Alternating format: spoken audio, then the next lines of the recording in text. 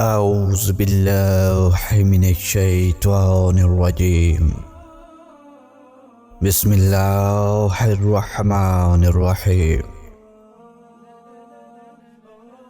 تمام حمد و ثنا اس ذات اقدس کے لیے جو تمام مخلوقات کا حقیقی وارث ہے۔ بے شک کوئی لائق سجود نہیں سوائے اس ایک خدائے عظیم و مہربان کے، جو ہمارے گناہوں سے ہر لمحہ باخبر رہتا ہے، لیکن اس کے باوجود بھی ہماری پردہ پوشی کرتا ہے اور ہمیں اپنی نعمتوں سے نوازتا رہتا ہے۔ بے شک انسان خود بڑا ناشکرا ہے جو آخرت کی حسین نعمتوں سے منہ موڑ کر دنیاوی عارضی زندگی کی فکر میں لگا رہتا ہے۔ اور سلام ان پر کہ جو نور اللہ ہیں اور ہماری ہدایت کے بہترین ذریعے ہیں۔ بے شک اللہ اور اس کے تمام فرشتے ان پر درود سلام کرتے ہیں۔ اللہم صلی علی محمد و آل محمد۔ ایک مرتبہ جناب امیر المومنین حضرت امام علی ابن ابی طالب علیہ السلام اپنے دوستوں کے ہمراہ واعظ و نصیحت کا درس فرما رہے تھے تو اتنے میں ایک شخص دوڑتا ہوا آیا اور کہنے لگا، یا علی، آج کل میں بہت پریشانی میں مبتلا ہوں، مجھ سے کئی گناہ سرزد ہو چکے، البتہ اب میں ان پر نادم ہوں اور ہر وقت خوف خدا میں مبتلا رہتا ہوں۔ چاہتا ہوں کہ میرا خاتمہ ایمان پر ہو اور خدا مجھے میرے عیب معاف کر دے، تو آپ مجھے کوئی حل بتائیے، مجھے کیا کرنا ہوگا کہ اللہ میرے پچھلے گناہ معاف فرما دے اور آئندہ آنے والے دنوں میں کوئی گناہ نہیں کروں گا، لیکن میرے پچھلے گناہوں کے سبب مجھ سے کوئی پوچھ گچھ نہ ہو۔ جناب امیر المومنین حضرت امام علی علیہ السلام نے فرمایا، اے خدا کے بندے، جبکہ تو عہد کر چکا ہے کہ تو پچھلے گناہوں کی معافی چاہتا ہے اور آگے توبہ کرتا ہے، تو بس آج کے بعد استغفار کی تسبیح کا ورد بنا لے۔ بے شک ہمارا رب بڑا غفور الرحیم ہے، وہ تیرے گناہ معاف فرما دے گا۔ یہ سن کر وہ شخص بڑا مطمئن ہو کر اس محفل سے چلا گیا۔ تھوڑی ہی دیر گزری تھی کہ ایک اور شخص آیا اور کہنے لگا، یا علی، سلامتی ہو آپ پر، میں بہت مفلسی کی زندگی گزار رہا ہوں اور مجھے کوئی حل بتا دیں کہ میرے گھر سے فاقہ کشی دور ہو جائے اور میں قرض داروں کا قرض ادا کر سکوں۔ جناب امیر المومنین حضرت امام علی علیہ السلام نے اس شخص سے فرمایا، جاؤ اور آج ہی سے استغفار کی کثرت سے تسبیح کرو، اللہ نے چاہا تو بہت جلد تمہارے حالات بہتر ہو جائیں گے۔ یہ سن کر وہ شخص امام علی علیہ السلام کا شکریہ ادا کرتے ہوئے وہاں سے روانہ ہو گیا۔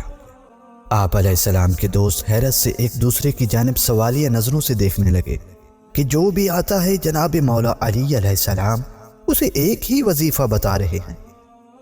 اتنی ہی دیر میں ایک تیسرا شخص حاضر ہوا اور عرض کرنے لگا، السلام علیکہ یا امیر المومنین، میں آپ کی خدمت میں ایک فریاد لے آیا ہوں۔ میری آرزوؤں کو پایا تکمیل تک پہنچانے میں اللہ سے رسائی حاصل کر دیجیے۔ بے شک اللہ تعالیٰ آپ کو بے حد محبوب رکھتا ہے اور آپ کی دعا کو رد نہیں کرتا۔ مجھے عرصہ دراز ہو چکا ہے شادی کیے ہوئے، لیکن اولاد جیسی نعمت سے محروم ہوں۔ کیا آپ کوئی ایسا وظیفہ بتا دیں گے کہ میرے گھر اولاد ہو جائے؟ آپ نے سلام کا جواب دینے کے بعد مسکرا کر اسے ہدایت دی، جاؤ اور ہر نماز کے بعد اللہ تعالیٰ کی محبوب ترین تسبیح استغفار پڑھا کرو، بے شک وہ بہترین عطا کرنے والا ہے۔ یہ سن کر وہ شخص پرسکون ہو کر وہاں سے رخصت ہو گیا۔ سبھی صحابہ کرام اور آپ کے دوست یہ سب دیکھ دیکھ کر حیرت میں مبتلا تھے اور ایک دوسرے کو دیکھ کر حیران ہو رہے تھے کہ جو بھی آتا ہے جناب مولا علی علیہ السلام اسے ایک ہی ذکر بتا رہے ہیں۔ بس اتنی ہی دیر میں چوتھا شخص حاضر ہوا اور رو کر عرض کرنے لگا، یا علی، میں نے برسوں بڑی محنت سے ایک باغ لگایا تھا، دن رات محنت کر کے اسے پروان چڑھایا، اور جب اس میں پھل دینے کا وقت آیا تو ایک تیز گرم آندھی چلی اور تمام باغ کو جلا ڈالا۔ مولا بتائیں اب میں کیا کروں، کہاں جاؤں؟ آپ نے اس شخص سے مخاطب ہو کر فرمایا، اے بندہ خدا، مایوس نہ ہو کہ مایوسی گناہ ہے، اور اللہ کے فیصلے پر راضی رہے، اور آج ہی سے استغفار کی تسبیح شروع کر دے۔ باحکم خدا جلد ہی تیرا باغ سرسبز و شاداب ہو جائے گا۔ جیسے ہی وہ شخص وہاں سے رخصت ہوا تو اسی نشست میں کچھ اور لوگ آپ کی خدمت میں حاضر ہوئے اور کہنے لگے، السلام علیک یا علی ابن ابی طالب علیہ السلام، ہم لوگ آپ کے پاس ایک عرضی لے کر حاضر ہوئے ہیں۔ بہت دن کی محنت سے ہم نے مل جل کر ایک نہر کھودی تھی اور کھود کر اپنے گاؤں تک لائے تھے، لیکن اب وہ خشک ہو گئی ہے۔ آپ ہی بتائیے اب ہم کیا کریں؟ ہم اپنی فصلوں کو پانی کہاں سے دیں گے؟ تو آپ علیہ السلام نے ان سے بھی یہی فرمایا کہ استغفار کی تسبیح کرو، تمہارا مسئلہ حل ہو جائے گا۔ وہ لوگ یہ سن کر خاموشی سے چلے گئے۔ پاس بیٹھے ہوئے آپ کے دوستوں نے بڑے تعجب سے آپ کی طرف دیکھا اور کہنے لگے، یا علی، یہ کیا ماجرا ہے کہ جو بھی آتا ہے آپ اسے ایک ہی وظیفہ بتا دیتے ہیں؟ حالانکہ یہ تو بخشش کا ذریعہ ہے، تو اس کا دوسرے کاموں سے کیا واسطہ؟ تو آپ علیہ السلام نے مسکرا کر ان کی طرف دیکھا اور سورۃ نوح کی آیت پڑھ کر سنائی، جس کا ترجمہ یہ ہے، اپنے رب سے بخشش مانگو، بے شک وہ بڑا بخشنے والا ہے، اور مال اور دولت سے تمہاری مدد کرے گا، اور باغ اور نہریں تمہارے لیے بنا دے گا۔ یہ سن کر تمام اصحابہ کرام اور دوست و احباب جو محفل علی ابن ابی طالب علیہ السلام میں بیٹھے تھے کہنے لگے، سلام یا امیر المومنین، سلامتی ہو آپ پر۔ بے شک جب سے یہ آیت نازل ہوئی ہے، بس آج ہم نے اس کا صحیح مفہوم جانا۔ پیارے دوستو، بے شک اللہ تعالیٰ سے سچے دل سے معافی مانگنے والا اپنی مراد پا لیتا ہے، اور استغفار اللہ کی پسندیدہ تسبیح ہے۔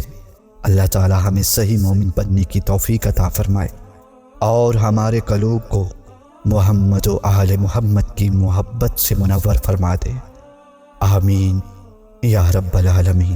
ویڈیو پسند آنے کی صورت میں چینل کو سبسکرائب کر کے بیل آئیکن کو لازمی آن کیجیے گا، تاکہ آپ کو آنے والی ہر ویڈیو کا نوٹیفیکیشن ملتا رہے، اور ویڈیو کو حیدر کرار کے حبداروں میں ضرور شیئر کرنا۔ ملتے ہیں اگلی ویڈیو میں، تب تک کے لیے اپنا بہت سا خیال رکھیے گا۔ اللہ نگہبان۔